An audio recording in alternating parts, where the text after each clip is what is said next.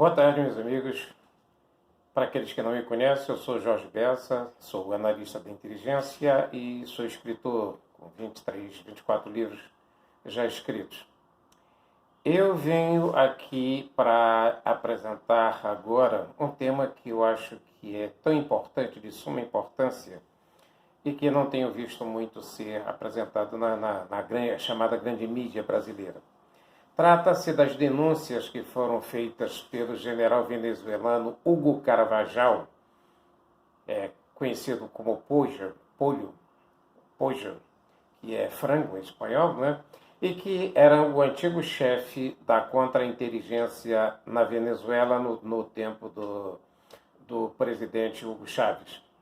O chefe de contra-inteligência era a mesma função que eu desempenhei aqui no Brasil, por isso dá para entender muito bem o que conhece o Carvajal e o que ele diz, né? O Carvajal foi preso em Madrid no início de outubro, agora dia 29, sob a acusação de ter se envolvido com o narcotráfico através das Forças Armadas Revolucionárias da Colômbia, as Farc. Então, por estar com a sua aprovação para ser recambiado para os Estados Unidos, né, existe um pedido de extradição para os Estados Unidos, que o vem caçando há meses. Então, Carvajal decidiu colaborar com as autoridades da Espanha para tentar obter um acordo para ficar na Espanha e não ser recambiado para os Estados Unidos, onde a pena dele vai ser muito maior.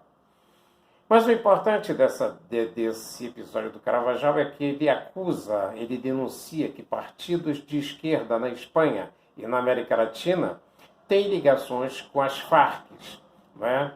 Lembram-se que as Farc era aquele grupo guerrilheiro da Colômbia e que parte dele, uma parte, conseguiu fazer acordo com o governo para ser admitido no processo político da Colômbia e outra parte se recusou e preferiu ficar no terrorismo, aproveitando-se do narcotráfico, o que tipifica o narcoterrorismo praticado pelas Farc.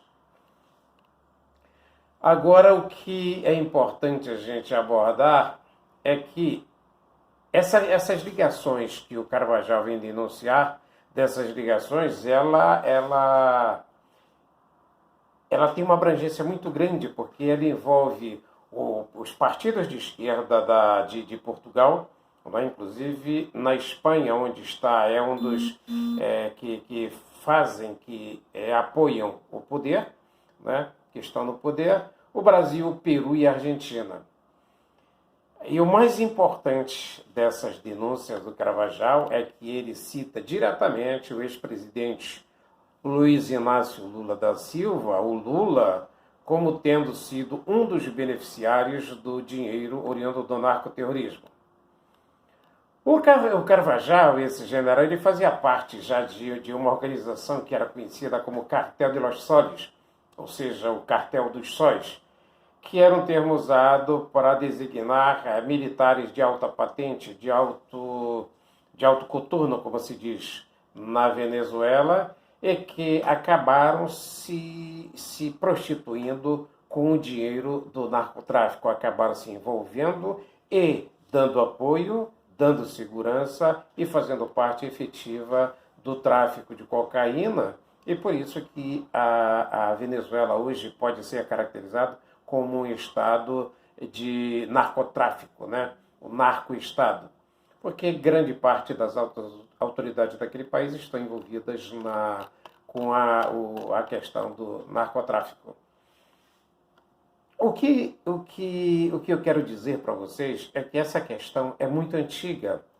A participação, o envolvimento das Farc, e mais particularmente, como é denunciado por esse general, o ex-chefe da contra-inteligência venezuelana, que isso era feito através do Foro de São Paulo, tá? Pode causar surpresa para muita gente, mas para nós da inteligência, ou da contra-inteligência especialmente, não traz nenhuma novidade, pois já há muito tempo atrás já vínhamos observando e confirmando isso.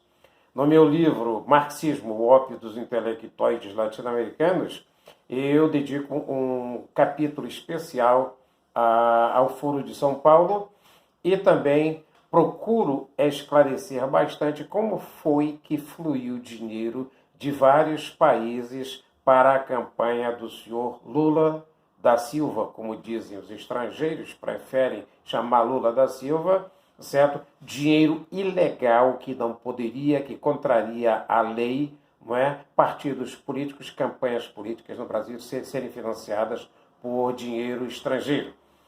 Naquele livro eu cito como entrou o dinheiro de Cuba através da mala diplomática, através dos meios diplomáticos, que, chegando na embaixada, foram distribuídos para assessores do então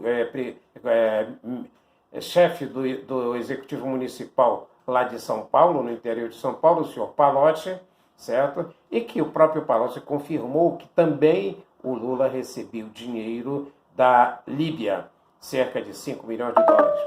Então, o senhor, o que exercia a função de cobertura, como a gente diz, de assessor político na Embaixada de Cuba, que se chama Sérgio Julio Cervantes Padilha, foi encarregado de distribuir esse dinheiro para 2 assessores de Palocci que foram em Brasília para receber e levar esse dinheiro para São Paulo, possivelmente para os cofres do PT. Não é? Eu cito também como foi que a Venezuela mandou dinheiro, como Medina, que era o representante das Farc do Brasil, disse que a Venezuela estava mandando 5 milhões de dólares para a campanha de Lula, certo? Eu cito também como foi que outros países enviaram dinheiro de forma irregular, ilegal para o país.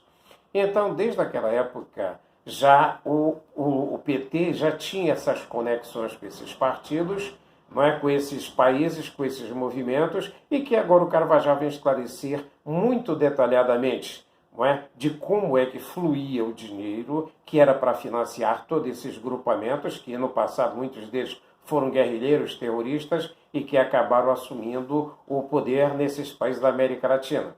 E tudo no sentido de tornar esses países comunistas, porque, como dizia Fidel Castro, que junto com Lula foram os 2 artífices da criação do Foro de São Paulo,